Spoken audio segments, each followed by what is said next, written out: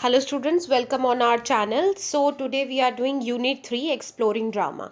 जिन लोगों के पास already last semester में लैंग्वेज टू लिटरेचर पेपर है उन्हें पता है कि लास्ट सेमेस्टर में भी एक यूनिट थी अंडरस्टैंडिंग ड्रामा। जो अंडरस्टैंडिंग ड्रामा में हमने इनिशियल्स यानी कि जो बेसिक अंडरस्टैंडिंग होती है ड्रामा के फीचर्स, एलिमेंट्स, उसकी कैरेक्टरिस्टिक्स के बारे में वो हमने पढ़ी थी। और इस यूनिट के बीच में हम उन्हें एक्सप्लोर करेंगे यानी कि और उनके बारे में आगे की जानकारी लेंगे, लेकिन एज लाइक अदर यूनिट्स हम लिटरेचर के थ्रू। सो हमें एक ड्रामा जो है वो पढ़ना है जिसका नाम है beyond the land of Hattamala by Badal Sircar. और इस ड्रामा को पढ़ते हुए हमें ड्रामा के फीचर्स जो हैं वो समझने हैं। How we will do that we will see in the video. So आपको दो चीज़ें इस चीज़ में बहुत क्लियर होनी चाहिए ये पूरा चैप्टर समझने के बाद। पहला, थर्ड थिएटर क्या होता है, और दूसरा beyond the land of Hattamala ये प्ले थर्ड थिएटर का प्ले कैसे है। सिंपल वर्ड्स में आपको ऐसे समझना है कि जिस तरह से मूवीज़ की कैटेगरीज होती हैं like comedy, romantic and some are the mix categories like romantic comedies, horror movies, sci-fi, horror and sci-fi mixture. So इस तरह से यहाँ पे ड्रामा की एक कैटेगरी है थर्ड थिएटर, वो क्या है और ये जो ड्रामा में एग्जाम्पल में दिया गया है ये कैसे उस कैटेगरी में फिट होता है। सबसे पहले हम जो हमारे प्ले राइट हैं उनका एक थोड़ा सा डिस्क्रिप्शन दिया हुआ है और उस डिस्क्रिप्शन के साथ ही हमें एक्सप्लेन किया गया है कि थर्ड थिएटर क्या होता है। बादल सरकार जो है ये इंडियन प्ले राइट हैं, डायरेक्टर हैं, प्लेस डायरेक्ट करते हैं और इनका इंडियन थिएटर मूवमेंट के साथ काफ़ी लेना देना है, यानी कि इंडिया में ये जो थिएटर की सोसाइटी है उनके बीच में इनका काफ़ी इन्फ्लुएंस है, काफ़ी प्रभाव है और उन्होंने बहुत सारा काम किया है। अब इनको जो इंस्पिरेशन मिलती है वो जो हमारे एक प्ले राइट है ग्रोतोस्की। उनका एक कैटेगरी थिएटर जो वर्क है वो है पुअर थिएटर। ग्रोतोस्की अपने काम को बोलते हैं कि वो पुअर थिएटर है, यानी कि उस प्ले को करने के लिए, उस ड्रामा को करने के लिए जो भी ग्रोतोस्की ने लिखा आपको बिल्कुल किसी चीज़ की एक भी रुपया खर्च करने की ज़रूरत नहीं है। अगर आपको एक्टर्स हैं आपके पास, आज बोला जाए कि एक्टिंग शुरू करो, आपको कोई स्टेज की ज़रूरत नहीं है, कोई ड्रेस की ज़रूरत नहीं है, किसी चीज़ की ज़रूरत नहीं है, आप जाके सीधा प्ले करना स्टार्ट कर सकते हैं। इस तरह के प्ले ग्रोतोस्की ने लिखे। उसी सेम चीज़ से इन्फ्लुएंस होके बादल सरकार ने इंडिया में थर्ड थिएटर नाम का जो प्ले है, थर्ड थिएटर कैटेगरी के जो प्ले हैं, to say it more precise, उस कैटेगरी के प्लेज उन्होंने लिखने शुरू करे जिनके बीच में minimum props and like staging, direction, इन सब चीज़ों की स्टेजिंग, इन सब चीज़ों की मिनिमम ज़रूरत हो। लेकिन ये टर्म थर्ड थिएटर ये बादल सरकार ने खुद से नहीं कहा कि मैं थर्ड थिएटर लाइक मैं प्ले लिख रहा हूँ और इसको हम थर्ड थिएटर बोलेंगे। No, the term third theatre was coined by Eugenio Barba. Eugenio Barba जो हैं वो यूरोपियन कल्चर के बारे में जब वो बात करते हैं, जब यानी कि जब बार्बा जो है यूरोप कल्चर यानी कि वो यूरोप से हैं, उन्होंने वहाँ पे अपने कल्चर को एक्सप्लेन करने के लिए कि वहाँ पे किस तरह से तीन टाइप के थिएटर बन चुके हैं। पहला ट्रेडिशनल इंस्टीट्यूशनलाइज थिएटर, दूसरा अवांते-गार्ड थिएटर और तीसरे टाइप के थिएटर को उन्होंने नाम दिया थर्ड थिएटर। और वो आगे एक्सप्लेनेशन भी दिया गया है कि थर्ड थिएटर जो है वो कैसे अलग है इंस्टीट्यूशनलाइज थिएटर से और अवांते-गार्ड थिएटर से। यानी कि बार्बा ने जो एक्सप्लेनेशन दिया है वो इंडियन कैटेगरी पे अप्लाई नहीं होता, लेकिन same term, same word use किया गया है इंडिया में जो बादल सरकार का थिएटर है उसके लिए। यूगिनो बार्बा ने जो भी एक्सप्लेनेशन दी है वो यूरोपियन थिएटर से रिलेटेड दी है। इंस्टीट्यूशनलाइज ट्रेडिशनल थिएटर आप समझ सकते हैं बहुत इजीली कि जैसा ट्रेडिशनल यानी कि सदियों से जिस जमाने से जो चीज़ होती आ रही है वैसे ही। अवांते गार्ड इज़ मोर एक्सपेरिमेंटल, यानी कि वो लोग नई नई टेक्निक्स लाते हैं, नए नए एक्सपेरिमेंट करते हैं। जैसे कि यूजुअली थिएटर में क्या होता है कि कम से कम 3-4 एक्टर तो होने चाहिए ना किसी प्ले को करने के लिए। तो अवांते गार्ड वालों ने क्या किया कि नहीं, हम एक ही एक्टर देंगे और वही पूरा प्ले करेगा। अब आप प्ले दिखा रहे हो तो 2-3 एक्ट सीन तो होने चाहिए। अवांते गार्ड वालों ने बोला कि नहीं, हम एक्सपेरिमेंट करते हैं, हम सिर्फ एक ही सीन, एक ही एक्ट करेंगे, या एक एक्ट में एक ही सीन होगा, या सिर्फ 2 ही एक्ट होंगे। इस तरह से उन लोगों ने एक्सपेरिमेंटल वे में ट्रेडिशनल थिएटर के अगेंस्ट काम किया। थर्ड थिएटर जो है यूरोप का थर्ड थिएटर, रिमेंबर अभी हम इंडियन थर्ड थिएटर की बात नहीं कर रहे हैं, ये यूरोपियन थर्ड थिएटर की बात हो रही है। वो जो है बार्बा ने एक्सप्लेनेशन दिया है कि वो कुछ क्वालिटीज़ उसकी इंस्टीट्यूशनलाइज ट्रेडिशनल थिएटर से मैच होती हैं और कुछ क्वालिटीज़, कुछ फीचर्स अवांते गार्ड थिएटर से मैच होते हैं। This was about Europe. You can read about it here. और अब बादल सरकार का जो थर्ड थिएटर है जो उनका है, यानी कि जिसके बारे में हमें पता करना है, जो हमारे एग्जाम पॉइंट ऑफ व्यू से इम्पोर्टेंट है। सो सरकार ने सेम टर्म जो बार बार ने यूज करी है, वही थर्ड थिएटर इंडिया में उनके काम के लिए यूज की जाती है। सो लेकिन इंडिया में ट्रेडिशनल इंस्टीट्यूशनलाइज थिएटर या अवांतेगार्ड थिएटर नहीं है। इंडिया में पहला फर्स्ट थिएटर जो है फोक एंड रूरल थिएटर जात्रा, यानी कि जो फोक एरियाज में या रूरल गांव वाले एरियाज में, जैसे कि रामलीला वगैरह, नाटक करने वाली जो बंजारा टाइप लोग होते हैं, जो चलते चलते नाटक कंपनियां जो होती हैं, यात्रा करते हुए जो नाटक करते हैं, सो फर्स्ट थिएटर वो लोग हैं, क्योंकि इंडिया में ट्रेडिशनल थिएटर का काम जो है वो उन लोगों का काम है। Second theatre urban proscenium theatre, जो शहरों में थिएटर बड़े बड़े बनाए जाते हैं, जहाँ पे टिकट्स लेनी पड़ती हैं आपको जाके सीट लेने के लिए, एसी हॉल्स के बीच में या कॉलेजेस के बीच में जिस तरह से ऑडिटोरियम बनाए जाते हैं और स्टेज होती है, प्रॉपर लाइटिंग होती है, स्टेज की बैकग्राउंड होती है, सामने ऑडियंस लाइक मूवी हॉल की तरह बैठे होते हैं। So that is urban proscenium theatre. So India में ये दो तरह के थिएटर हैं। अब इंडिया में जो बादल सरकार का थर्ड थिएटर जो उनकी कैटेगरी है, वो इन दोनों का मिक्सचर है। ये आर्ग्यूमेंट किसने कहा कि वो दोनों मिक्सचर है? खुद सरकार ने नहीं बोला, ये दो क्रिटिक है, फुकोन एंड बोरथाकुर। ये दोनों क्रिटिक जो हैं ये इंडियन ड्रामा के ऊपर काम करते हैं। सो इन दोनों ने ये एक्सप्लेनेशन हमें एक्सप्लेन करके बताया है कि जो थर्ड थिएटर है वो first theatre and second theatre का एमैलगमेशन, यानी कि उनका एक तरह से जोड़ है, दोनों का मिक्सचर है। सो यूरोपियन थिएटर में कुछ कुछ क्वालिटीज मैच हो रही थी, हमारे थर्ड थिएटर के बीच में जो इंडियन कल्चर से रिलेटेड है, क्रिटिक्स का कहना है कि वो दोनों का मिक्सचर है। But we will understand more. So Sircar ने थर्ड थिएटर में ऐसे प्ले लिखे कि जिनके ऊपर ट्रेडिशनल थिएटर की कोई लिमिटेशन अप्लाई ना हो, और उन्होंने ऐसे प्ले लिखे जिसके लिए उन्हें अर्बन प्रोसेनियम या अर्बन थिएटर्स की ज़रूरत ना पड़े। सो यानी कि उनके थिएटर जो वर्क है वो भी लाइक पुअर थिएटर, ग्रोतोस्की का जो पुअर थिएटर है उससे ही मिलता जुलता है। Okay, so instead of wasting all the time here, all like I will explain in just one line कि एक्चुअल में उनके प्ले थिएटर में होता क्या है। उन्होंने अपने प्ले इस तरह से लिखे होते हैं, इस तरह से कहानी उन्होंने प्ले की लिखी होती है कि आपको किसी भी सेट की, जैसे मूवी बनाने के लिए सेट की ज़रूरत होती है, ऐसे आपको किसी सेट की ज़रूरत नहीं होती, कोई स्पॉटलाइट की ज़रूरत नहीं होती, किसी कॉस्ट्यूम की ज़रूरत नहीं होती, किसी प्रॉप की ज़रूरत नहीं होती, किसी सीनरी की ज़रूरत नहीं होती पीछे बैकग्राउंड दिखाने के लिए कि ये जंगल का सीन है या नदी का सीन है। ऐसा कुछ भी आपको दिखाने की अपने प्ले में ज़रूरत नहीं होती। उन्होंने इस तरह के प्ले बनाए। सो और दूसरी इंपॉर्टेंट चीज़ कि जिस लेवल पे ऑडियंस बैठी है उसी लेवल पर स्टेज है। इस मूवी हॉल की तरह नहीं कि स्टेज सामने है और ऑडियंस पीछे बैठी है, या कॉलेज ऑडिटोरियम की तरह नहीं कि आगे स्टेज ऊंची है और पीछे लोग सीढ़ियों पे बैठे हैं, इस तरह से नहीं, बल्कि इस तरह से जिस तरह से गांव में नुक्कड़ नाटक होते हैं कि जहाँ पे लोग खड़े होते हैं वहीं पे प्ले हो रहा होता है, कोई स्टेज नहीं बनी होती। So difference between stage and audience is eliminated, हटा दिया गया। सो उसको क्या नाम दिया गया है? कोर्टयार्ड थिएटर, यानी कि आंगन मंच, जो आंगन में किए जाने वाला नाटक हो, और फ्री मंच लाइक फ्री ओपन स्पेसेस, मुक्त मंच। सो मुक्त मंच एंड आंगन मंच, ये दो तरह के उन्होंने मंच जो अपनी स्टेज है वो बताई है बादल सरकार ने। सो अब उसके बाद यहाँ पे एक लिस्ट दी गई है आपको, लाइक ये 9 जो थिंग्स हैं जो हमें चाहिए होती हैं किसी भी ड्रामा के लिए, ट्रेडिशनल थिएटर में या मॉडर्न थिएटर में।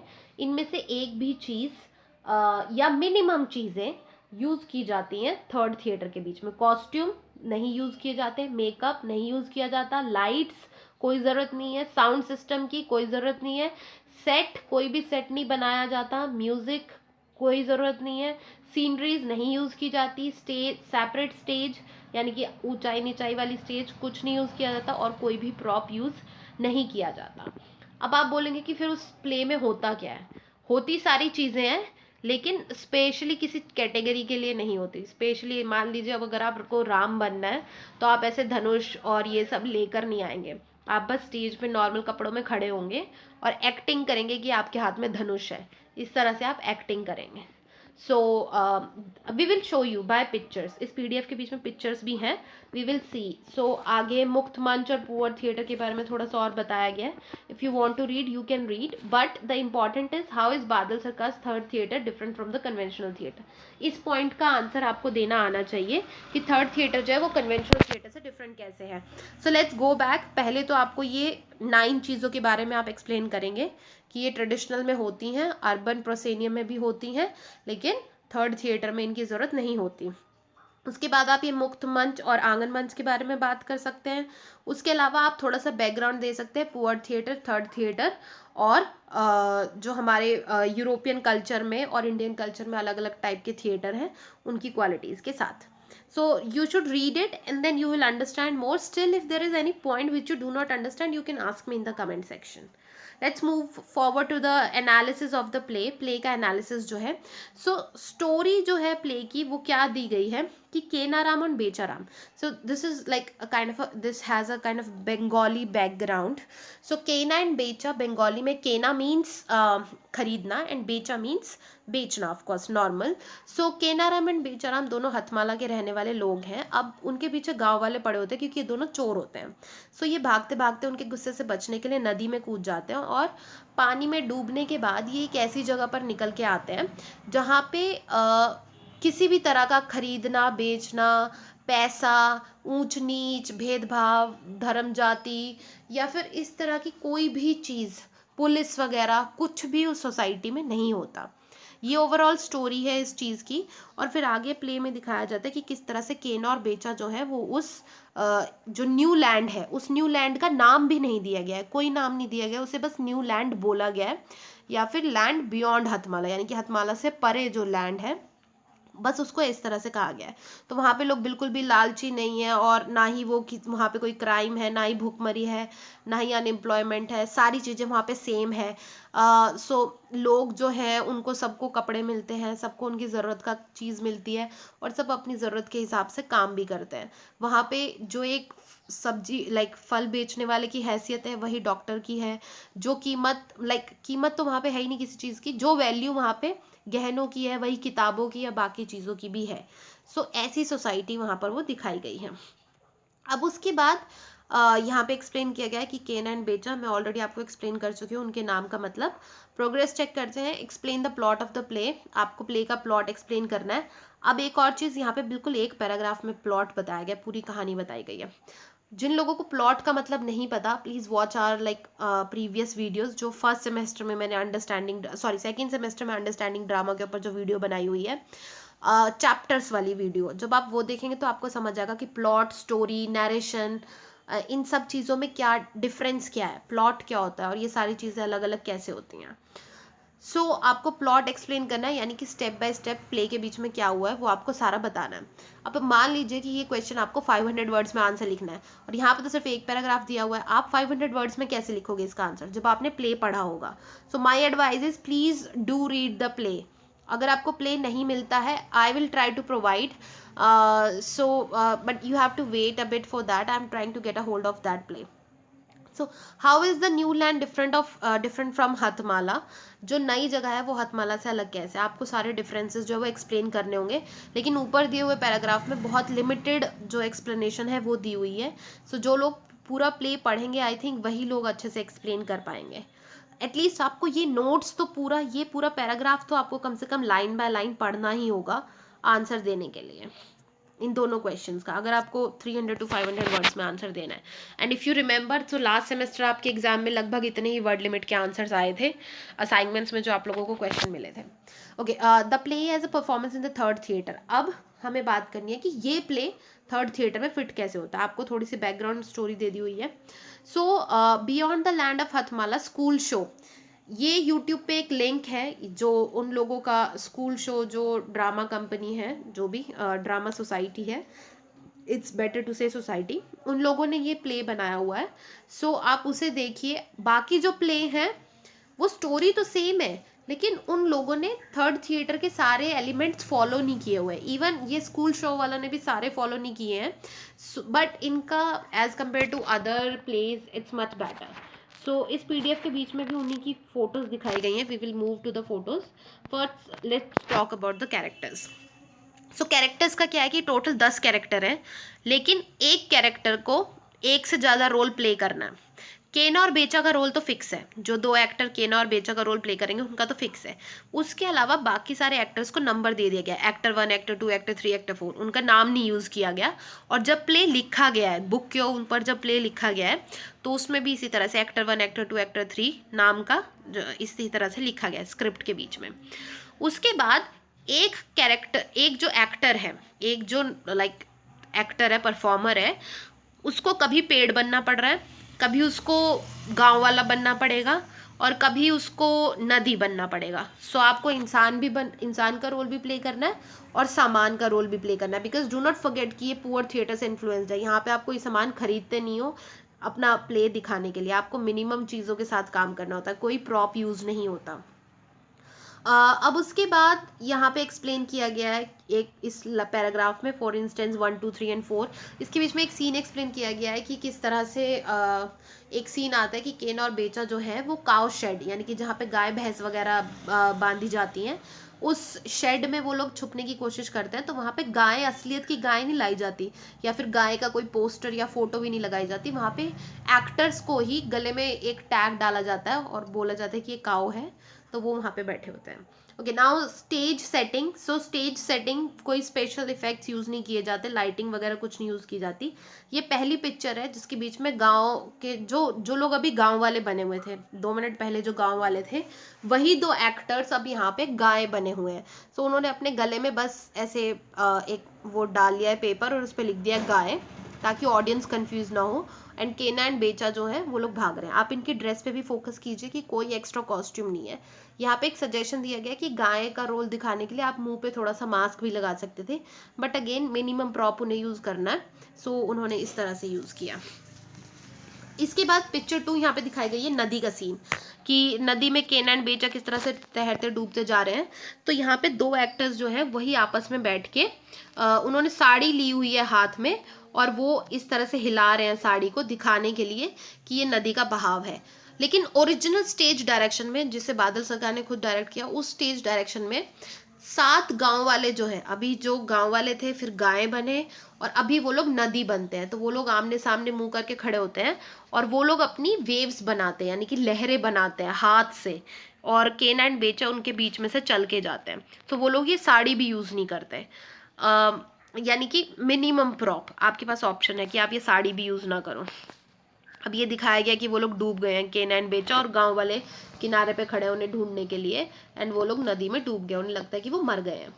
अब उसके बाद ट्रीज, पेड़ कैसे बने हैं। सो इस तरह से स्टेज पे ही जो एक्टर है वही कोई हरा पेड़ या हरी यूनिफॉर्म नहीं लाई गई, नॉर्मल जो उनके कपड़े हैं उन्हीं कपड़ों के बीच में बस एक्टर्स को एक्टिंग करनी है कि वो पेड़ है। यहाँ पे कोकोनट ट्रीज, थोड़ा सा अलग तरह के कोकोनट ट्रीज बन के दिखाए गए हैं। और यहाँ पे सीन है कि वो बूढ़ी आंटी जो है केना एंड बेचा, उनसे नारियल लेते हैं अपनी प्यास बुझाने के लिए। सो स्टेज पर एक्टर्स जो है वही पेड़ भी बने हुए हैं कोकोनट के। फिर ये टाउन जो है वो दिखाया गया है कि शहर कैसा है। सो उसको दिखाने के लिए भी कोई बिल्डिंग या स्टेज के पीछे कोई सीनरी नहीं लगाई गई है। जैसे रामलीला में अगर जंगल का सीन दिखाना है तो पीछे पेड़ पौधे लगा दिए जाते हैं, नकली पेड़ पौधे थर्मोकोल के बने हुए, बट यहाँ पे ऐसा कुछ भी नहीं है। फाउंटेन भी इन्हीं एक्टर्स ने बनाया है, घर का गेट भी, और शहर पूरा जो है वो एक्टर्स ने ही बनाया है आपस में। ईटरी जहाँ पे खाना खिलाया जाता है उस जगह की ये फोटो है। और यहाँ पे देखिए, अगर आप पतीला बर्तन और सब चीज़ें कुछ भी यूज़ नहीं किया गया है, बस वो ऐसे ही खाना खिला रहे हैं और लोग ऐसे ही खाना खा रहे हैं।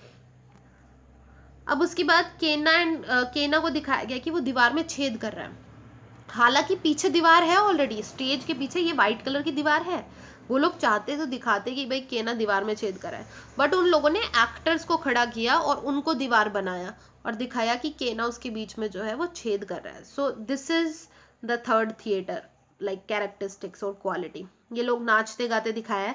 अब यहाँ पे कोई भी म्यूजिक नहीं है, कोई गाना बजाना नहीं बज रहा है, यहाँ पे कोई स्पीकर वगैरह नहीं रखे हुए हैं, ना ही कोई, वो लोग कम से कम ढोल की चिमटा या लकड़ी या कुछ टेबल तो बजा सकते थे, बट कुछ भी यूज नहीं किया गया है। बस लोग ऐसे ही नाच रहे गा रहे हैं, जो एक्टर स्टेज पे घूम रहे हैं वही लोग अपने मुंह से गा रहे हैं और नाच रहे हैं।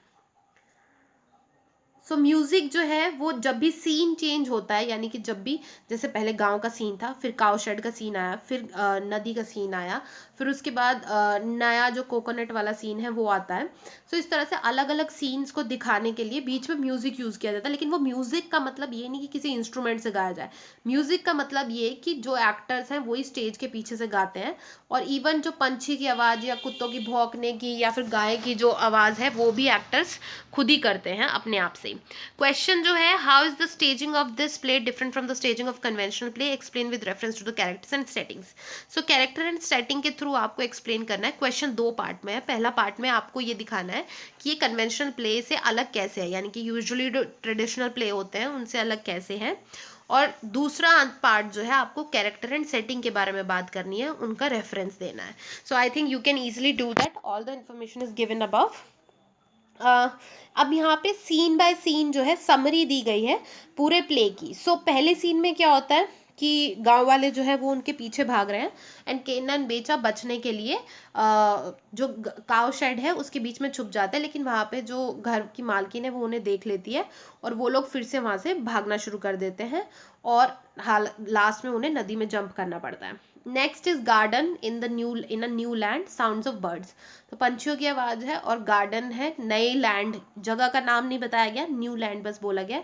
सो केना बेचा जो है वो पंछियों की आवाज से उठते हैं, और उन्हें यकीन ही नहीं होता कि वो लोग जिंदा है, लेकिन दूर वहाँ पे उन्हें कहीं धुआं उठता हुआ दिखाई देता है, और उन्हें रियलाइज होता है कि वो बिल्कुल एक सुंदर से गार्डन के सेंटर में है, और वो जिस डायरेक्शन से धुआं आ रहा होता है उस डायरेक्शन की तरफ जाते हैं। रास्ते में जाते हुए वो लोगों से पानी मांगते हैं कि पानी कहाँ मिलेगा पीने का। वो उन्हें बोलता है कि शहर में मिलेगा, लेकिन अभी के लिए तुम नारियल पानी पी सकते हो जो यहाँ पास में अवेलेबल है। अब वो नारियल पानी पीने के लिए एक बूढ़ी आंटी के पास, एन ओल्ड वुमेन, जो नारियल वाले पेड़ के नीचे बैठी होती है। अगेन म्यूजिक बजता है थोड़ा सा, और वो एक्टर्स ही बजाते हैं। अब केना एंड बेचा जो है वो बूढ़ी औरत उन्हें हरे हरे कोकोनट्स देती है, और उसके बाद वो उनसे पूछता है कि इसका प्राइस कितना है। तो उस औरत को समझ नहीं आता, और वो कहती है कि जितना तुम पी लो। उसको समझ नहीं आता, तो वो बस ऐसे ही जवाब दे देती है। अब केना एंड बेचा को उसका सवाल जवाब समझ नहीं आता, और उस बूढ़ी औरत को उनका सवाल समझ नहीं आता, क्योंकि वहाँ पे खरीदने बेचने का या किसी चीज़ का प्राइस का तो कुछ सिस्टम ही नहीं था। लेकिन वो लोग झूठ बोल देते हैं कि हम अपना पर्स नहीं लेके आए, हम तुम्हें कल कैश दे देंगे। सो उसके बाद एक डायलॉग यहाँ पे दिया गया है, व्हाट, क्या cash, what cash, hash on, और डिड दे से शैश और ऐश, गॉड नोज। कैश, क्या कैश, क्या कहा उन्होंने, हैश बोला, शैश बोला, या राख बोला, अब भगवान जाने अब क्या बोला उन्होंने। सो बूढ़ी औरत जो है वो कैश वर्ड से कंफ्यूज है। उसके बाद यहाँ पे आपको समझाना है कि ओल्ड वुमेन को कैश वर्ड समझ क्यों नहीं आया। सो द सिंपल रीज़न, क्योंकि उस एरिया में कैश नाम की कोई चीज़ ही नहीं थी, कुछ भी खरीदा बेचा नहीं जाता था। सो अगर हमारे सिस्टम से खरीदना बेचना हटा दिया जाए तो कैश की कोई ज़रूरत ही नहीं पड़ेगी। सो आपको थोड़ा बैकग्राउंड देना होगा इस आंसर को लिखने के लिए, कि ये हथमाला की जो सोसाइटी है वो इस न्यूलैंड की सोसाइटी से अलग थी, इस वजह से उस बूढ़ी आंटी को समझ नहीं आया। सीन 4 के बीच में अब एक शहर जो है, वहाँ पे हाउस है, घर है, गार्डन है, फाउंटेन है, गेट है, एंड अगेन म्यूजिक। सो केना बेचा जो है वो एक आदमी से पूछते हैं कि पुलिस स्टेशन कहाँ है, क्योंकि उन्हें लगता है कि हम अभी भी आसपास के किसी एरिया में, और यहाँ पे अगर हमें किसी ने पहचान लिया तो हम पकड़े जाएंगे। तो वो बोलते हैं कि पुलिस, सामने वाले इंसान को समझ नहीं आता कि पुलिस स्टेशन क्या है, तो वो कहता है कि यहाँ पे कोई पुलिस स्टेशन नहीं है। अब उन लोगों को लगता है कि ऐसा तो हो ही नहीं सकता, तो वो दूसरे वर्ड्स उनसे पूछते हैं कि प्रिजन, जेल या डंजन ऐसा कुछ है। तो उन लोगों को फिर भी समझ नहीं आता कि ये चीज़ क्या है, क्योंकि उनके वहाँ पे ऐसा कुछ होता ही नहीं है। तो वो डंजन की जगह उन्हें लगता है कि शायद ये लंचन, जहाँ पे लंच किया जाता है, उस जगह के बारे में पूछ रहे हैं। तो वो इशारा करके बोल देते हैं कि वहाँ पे चले जाओ, वहाँ पे खाना मिलेगा। अब उसके बाद केना और बेचा आपस में बात करते हैं कि हे भगवान, हम किन बेवकूफ़ों के बीच में आ गए हैं, ये तो पूरा देश ही पागलों का है। लेकिन वो हार के वहाँ पे पहुँच जाते हैं जहाँ पे खाना मिल रहा होता है, और वो बड़े खुश होते हैं कि हमने बूढ़ी औरत को बेवकूफ़ बना दिया, खाने के लिए भी हम जो दुकानदार है उसको बेवकूफ़ बना देंगे। नाउ जहाँ पे खाना मिलता है ईटरी, उस जगह पे ये लोग पहुंच जाते हैं। दो लोग सुपरवाइज कर रहे होते, दो लोग खाना सर्व कर रहे होते हैं और एक आदमी सुपरवाइज कर रहा होता है। अब केना एंड बेचा जो है उन्होंने जी भर के मछली खाई और जो जितनी भी मिठाई थी वो सब खाया। और उसके बाद अब उन्होंने देखा कि कोई भी पेमेंट नहीं कर रहा है किसी भी चीज़ की। तो वो सुपरवाइजर को बोलते हैं कि मतलब कौन है इस शॉप का मालिक, कौन है। तो आगे से वो रिप्लाई देते हैं कि जो भी लोग खाते हैं उन सभी की ये दुकान है। तो अब केना और बेचा जो है वो परेशान हो जाते हैं और उन्हें लगता है कि हम तो सुपरवाइजर के सामने आ गए, हमारे पास पैसा नहीं है, इसलिए ये मजाक में हमें ये बात बोल रहा है कि फ्री में जो भी खाना खा ले उन्हीं की दुकान है। लाइक तुम अपनी दुकान समझते हो क्या, इस तरह से। Like in layman language we say कि तेरे बाप की दुकान है या वट एवर, जो भी we use that kind of word. So similar way they thought कि उनके साथ मजाक हो रहा है। So the supervisor makes no reference to money. वो उनसे पैसे के बारे में पूछता भी नहीं, लेकिन बोलता है कि लाओ अपना नाम बताओ, मैं रजिस्टर में लिख लेता हूँ। तो केना से बोलता है कि हाँ लिख लो और हम महीने के एंड में देंगे। और सुपरवाइजर कहता है पे व्हाट, पे देंगे क्या देंगे, लाइक महीने के एंड में। और वहाँ पे उन्हें पता लगता है कि 8 से 10 के बीच में रात को खाना मिलता है और शहर के बीचों बीच एक बड़ी खाने की जगह है जहाँ पे 24 घंटे खाना मिलता रहता है।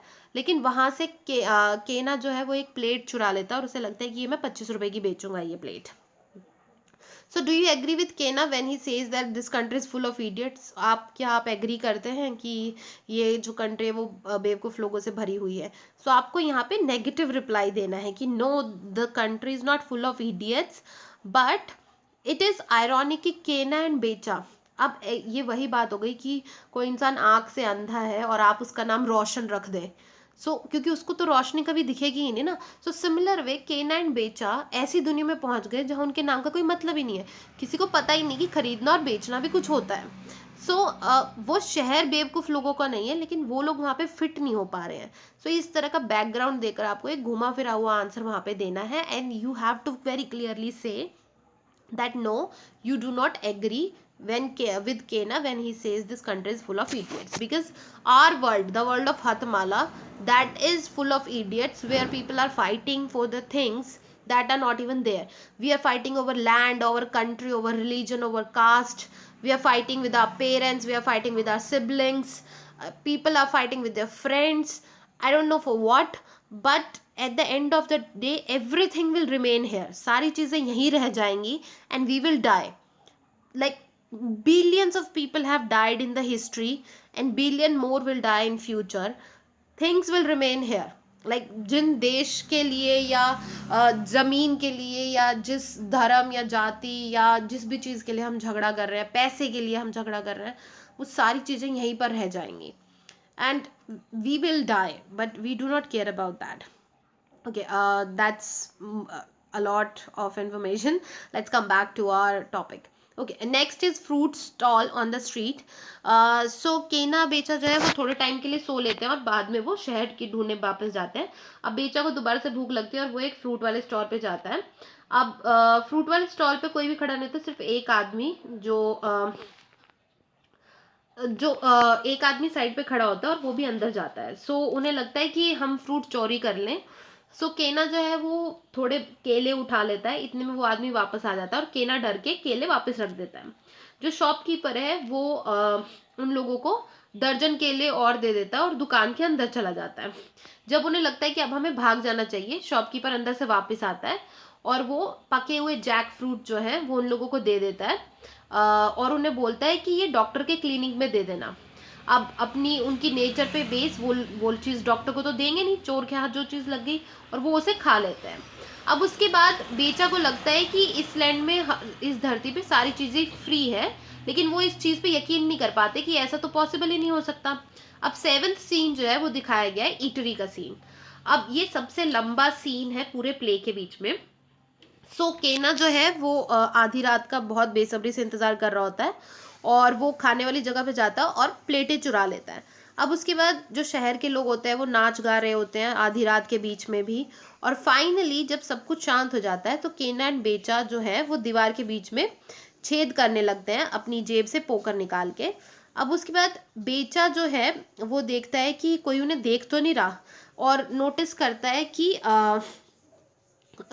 they do not have taken the trouble of making the hole because the door to the eatery is wide open. वो अंदर जाने के लिए जब दरवाज़ा खोलने की वो छेद करने की कोशिश करते हैं तो लगता है कि उन्हें ज़रूरत ही नहीं है क्योंकि दरवाज़ा तो खुला है, वो सिंपली अंदर जा सकते हैं और ले सकते हैं जो भी उन्हें चाहिए.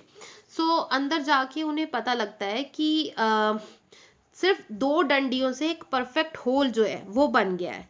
यानी कि उन लोगों ने इतने ईजिली, वहाँ पे कोई सिक्योरिटी नहीं है, इतनी ईजिली उन लोगों ने छेद कर लिया है. So because thieving is alien to this land, वहाँ पे चोरी चकारी होती ही नहीं थी. तो वहाँ के आर्किटेक्ट्स ने, बिल्डिंग बनाने वालों ने, घर बनाने वालों ने ऐसे किसी चीज़ के कोई सिक्योरिटी का इंतजाम ही नहीं रखा. उन्होंने किसी चीज़ की स्ट्रेंथ वगैरह इस तरह से बनाई नहीं. अब like in our country we will do things for like safety sake. Will make strong doors and strong windows कि रात को कोई चोर ना आ जाए. But there these kind of things like चोरी was not there. So they people did not think about it और उन्होंने वहाँ पे कोई सेफ्टी सिक्योरिटी नहीं थी. अब उसके बाद क्या होता है कि by thriving in because thieving is alien to this land, the person assumes that they are architects testing that because thieving is alien to this land, the person assumes that they are architects testing the strength of the building. अब वहाँ पे किसी को पता ही नहीं है कि चोरी भी कुछ होती है. तो जब वो लोग दीवार में छेद कर रहे होते हैं तो लोगों को यही लगता है कि ये लोग आर्किटेक्ट्स हैं जो इस दीवार की जो स्ट्रेंथ है बिल्डिंग की वो चेक कर रहे हैं. कोई उन्हें चोर समझता ही नहीं है. सो वो आदमी भी जो वहाँ पे खड़े होते हैं, वो उन दोनों के साथ, जो आदमी वहाँ पे खड़ा होता है वो उन दोनों के साथ मिल जाता है. But what none of them can understand is the necessity of making a hole in the middle of the night. लेकिन उन्हें समझ नहीं आता कि आधी रात को दीवार में छेद करने की क्या जरूरत है. Then they assume that it must be a game that the two strangers from Hatmala play in their land. So उन्हें लगता है कि ये कोई गेम है जो रात को वो खेल रहे हैं, जो ये लोग हथमाला से आए हैं, ये हमारे शहर में गेम खेल रहे हैं. Kena owns up to being a thief and why it is necessary for him to steal. On hearing this, the man from the new land decides that this must be a disease and that the doctor must be consulted. अब केना जो है वो बता देता है कि ये उसे चुराना है और इसकी उसे ज़रूरत है. चुराने की ज़रूरत क्यों है, ये सुनने के बाद वो आदमी सामने वाला जो था वो हैरान हो जाता है. उनसे लगता है कि शायद ही कोई बीमारी है, इसे डॉक्टर को दिखाने की ज़रूरत है जो ये लोग ऐसी बातें कर रहे हैं. The question which puzzle them is why should someone steel something when the same is available for free. Kena doesn't want to meet the doctor because he had earlier eaten the jackfruit meant for the doctor. So अब उन्हें लगता है कि चोरी की ज़रूरत क्या है जब सारी चीज़ फ्री में अवेलेबल है. उन्हें ये बात समझ नहीं आती. लेकिन केना जो है वो डॉक्टर से मिलना नहीं चाहता क्योंकि जो फ्रूट डॉक्टर को देने थे वो तो उसने खा लिए थे. So in this scene we fully understand the philosophy on which the society is based. हमें सही इस सीन में समझ आ जाता है कि सोसाइटी किस फिलोसफी पे बेस्ड है कि किसी चीज़ को चुराने की ज़रूरत ही नहीं है जब वो चीज़ फ्री में अवेलेबल है. The people in this land do not have the concept of money although they have heard about it in their grandmother stories of Hattamala. So उन लोगों को पैसे का कोई मतलब ही नहीं पता. बस उन्होंने अपनी दादी की कहानियों में सुना है कि हाँ एक हथमाला नाम की जगह है जहाँ पे लोग पैसा पैसा करते हैं. सो मनी इज़ यूजलेस क्योंकि यहाँ पे सारी चीज़ें बिना मनी के ही सब सिटीजन्स के लिए अवेलेबल है. सो केना का जो मैसेज कि उसने प्लेट चोरी करी है ये सबको पता भी लग जाता है. तो भी केना क्या करेगा उस चीज़ के बारे में, वो बेच किसे पाएगा क्योंकि कोई खरीदेगा ही नहीं उसे, किसी को ज़रूरत ही नहीं है कोई चीज़ खरीदने की, सबके लिए अवेलेबल है. सो केना और बेचा को ये बात बताई जाती है कि खाना, कपड़ा और जूते और ऑर्डिनरी वॉचेस ये सब चीज़ें अवेलेबल हैं और ज्वेलरी जो है वो किसी किसी स्पेशल दिन पहनी जाती है. बुक, पिक्चर्स ये सब लाइब्रेरी में है, आप वहाँ से ले सकते हैं और यूज़ कर सकते हैं. So morning on next scene जो है, morning on the street, barbers and shoe shop on one side, music बजता है. सो केना जो है वो डिसाइड करता है कि वो लाइब्रेरी जो है वो लूटेगा सोने के लिए. वो आसपास वाले लोगों से डायरेक्शन पूछता है और जो the passer by who works in the library not only gives the direction but also gives the information about the library. अब जाने वाला जो इंसान है वो लाइब्रेरी में ही काम करने वाला होता है लेकिन वो सिर्फ लाइब्रेरी के बारे में नहीं बताता, वहाँ पे लाइब्रेरी की इन्फॉर्मेशन जो है वो भी सारी चीज़ें बता देता है कि लाइब्रेरी में पुरानी picture, design, map, tapestry, manuscript, book ये सारी चीज़ें कहाँ रखी गई हैं. और under the lock because they are precious as can not be replaced if they are torn or broken. तो वो चीज़ें सब लॉकर के अंदर हैं क्योंकि वो प्रीशियस चीज़ें हैं और एक बार ख़राब हो गई तो उनका नुकसान जो है वो भरपाई नहीं हो सकती. गोल्ड और बाकी के ऑर्नामेंट जो है उनको तो ऐसे ही सामने रख दिया हुआ है क्योंकि उसकी ज़रूरत नहीं है। सो द अपोजिट कॉन्सेप्ट, जो चीज़ें लाइक सेफ में होनी चाहिए वो चीज़ें बाहर हैं। According to our society gold is more precious than books और आर्ट और मैप, बट उनकी सोसाइटी में वो सब चीज़ें तो लाइक गहने वगैरह तो कभी भी नए बनाए जा सकते हैं। So books in the library are more valuable than ornaments, किताबें गहनों से ज़्यादा कीमती हैं। और जितने भी लोग हैं जो न्यू लैंड में रहने वाले लोग हैं वो फ्लावर्स के ऑर्नामेंट गहने जो हैं वो ज़्यादा प्रेफर करते हैं as compare to gold. So this is a telling remark on the idea of market economic value. So ये इकोनॉमिक वैल्यू यानी कि किस तरह से पैसा वर्क करता है, क्या चीज़ वैल्यूबल है क्या नहीं, ये पैसा डिसाइड करता है किसकी कीमत कितनी होनी चाहिए।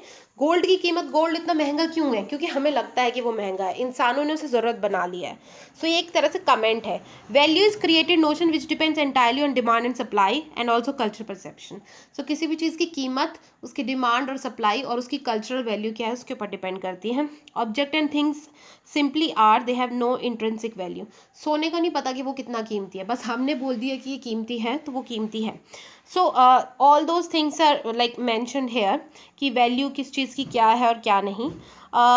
अब उसके बाद सरप्राइजिंग नहीं है ये चीज़ जानना कि वहाँ पे कोई भी मार्केट नहीं है और गहने वगैरह जो है वो फ्लावर्स वगैरह से ज़्यादा बनाए जाते हैं। और लाइब्रेरी जो है वो 10 बजे बंद हो जाती है। और वो भी इसलिए नहीं कि वहाँ पे कोई टाइम टेबल है, बल्कि इसलिए कि बुक लवर्स और जो पढ़ने वाले लोग हैं वो वहाँ से कभी निकले ही ना। अगर लाइब्रेरी 10 बजे बंद ना की जाए तो उनके भले के लिए वो वहाँ पे बंद की जाती है, ना कि किसी रेस्ट्रिक्शन के लिए। सो केना और बेला जो है केना जो है वो बेचा को बोलता है कि रात को लाइब्रेरी जो है वहाँ पे चोरी करनी है, और बेचा को वहाँ पे कोई पॉइंट समझ नहीं आता है। बेचा जो है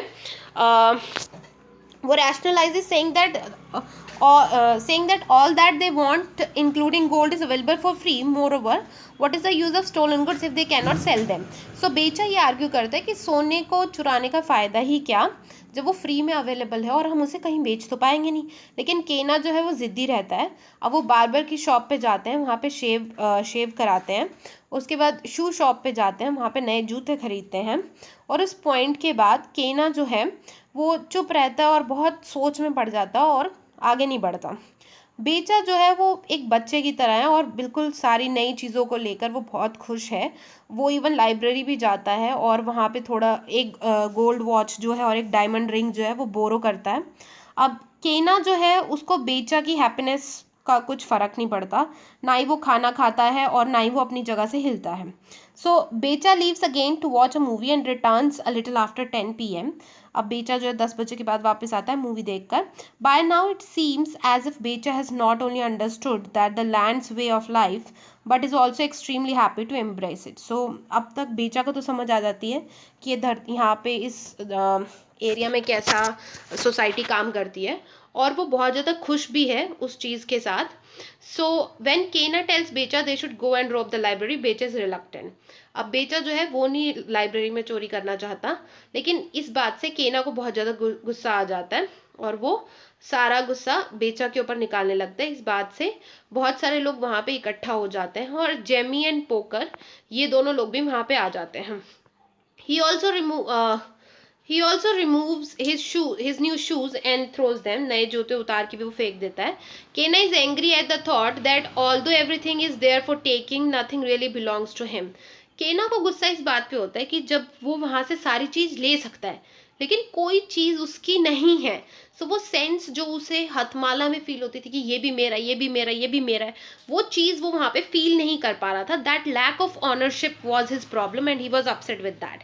His problem is one of ownership, as I have already said, lack of ownership.